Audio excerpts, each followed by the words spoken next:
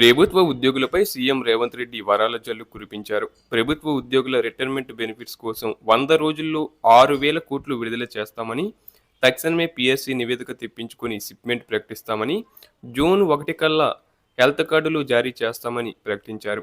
ఎంతో కాలంగా పెండింగ్లో ఉన్న సమస్యలకు పరిష్కారం చూపేలా సీఎం ప్రకటన చేయడంతో మే 5న ఉద్యమ కార్యాచరణను ఉద్యోగ సంఘాలు రద్దు చేసుకున్నాయి. తెలంగాణ ఉద్యోగ సంఘాల JAC, Telangana employees joint staff council ప్రతినిధులతో జూబ్లీహిల్స్ నివాసంలో సీఎం సమావేశమై సుదీర్ఘంగా చర్చించారు. అనంతరం 4 ప్రధాన డిమాండ్లపై స్పష్టమైన హామీలు ఇచ్చారు. ఉద్యోగ విరమణ చేసిన వారి బెనిఫిట్స్ కోసం రాబోయే 100 రోజుల్లో 6,000 కోట్లు విడుదల చేస్తామన్నారు. పీఆర్సీపై తక్షణమే నివేదిక ఇవ్వాలని కమిటీని ఆదేశించామని, రిపోర్టు అందిన వెంటనే సానుకూల నిర్ణయం తీసుకుంటామని స్పష్టం చేశారు. ఉద్యోగుల చిరకాల స్వప్నమైన క్యాష్లెస్ హెల్త్ కార్డులను వచ్చే జూన్ 1 కల్లా అందజేస్తామన్నారు. తమది ఫ్రెండ్లీ ప్రభుత్వమని, ఒక్కొక్కటిగా అన్ని సమస్యలను పరిష్కరిస్తామని స్పష్టం చేశారు.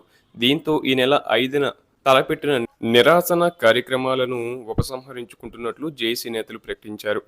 ఉద్యోగుల సహకారం లేకుండా ఏ ప్రభుత్వం సక్సెస్ కాలేదని, సంక్షేమ పథకాలను ప్రజల్లోకి తీసుకెళ్లే అసలైన వారధులు ఉద్యోగులేనని సీఎం రేవంత్ రెడ్డి అన్నారు.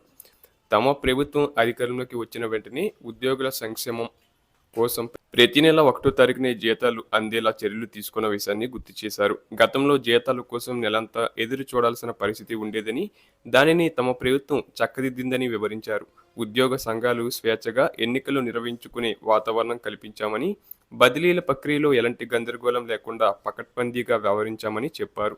ప్రధానంగా ఎంతో కాలంగా వివాదాల్లో చిక్కుకున్న టీచర్ల బదిలీలను ఎక్కడా చిన్న ఫిర్యాదు కూడా రాకుండా అత్యంత పారదర్శకంగా పూర్తి చేశామని సీఎం వెల్లడించారు.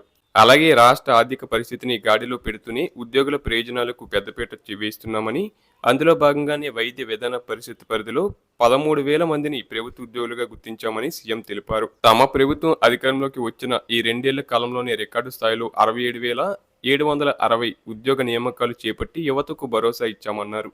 రిటైర్మెంట్ బెనిఫిట్స్ కోసం కేటాయించే 6,000 కోట్లను ఏ ప్రాధాన్యత ప్రకారం ఖర్చు చేయాలనేది కూడా ఉద్యోగ సంఘాలు నిర్ణయానికే వదిలేస్తున్నట్లు తెలిపారు.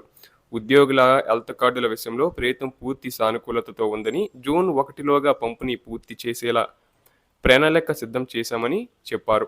అలాగే ఇది ఎంప్లాయీస్ ఫ్రెండ్లీ ప్రభుత్వం అని, ఉద్యోగుల సమస్యలను ఎప్పటికప్పుడు తెలుసుకునేందుకు ప్రతి 2 నెలలకొకసారి జాయింట్ స్టాఫ్ కౌన్సిల్ గుర్తింపు సంఘాలతో సమావేశం ఏర్పాటు చేయాలని నిర్ణయించినట్లు చెప్పారు. డిప్యూటీ సీఎం మల్లు భట్టి విక్రమార్క మాట్లాడుతూ, దశాబ్దాలుగా అపరిష్కృతంగా ఉన్న ఎన్నో సమస్యలను తమ ప్రభుత్వం కొద్ది కాలంలోనే పరిష్కరించిందన్నారు. రాష్ట్ర ఆవిర్భావం నాటికి ఉద్యోగుల పెండింగ్ బిల్లులు ఏమీ లేకపోయినా 10 ఏండ్ల బీఆర్ఎస్ పాలనలో వేల కోట్ల రూపాయలు బకాయిలు పేరుకుపోయాయని విమర్శించారు. రాష్ట్ర ఖజానాపై భారం ఉన్నప్పటికీ ఉద్యోగుల ముఖాల్లో చిరునవ్వు చూడాలన్నదే తమ ప్రభుత్వ లక్ష్యమని భట్టి విక్రమార్క ఈ సందర్భంగా స్పష్టం చేశారు.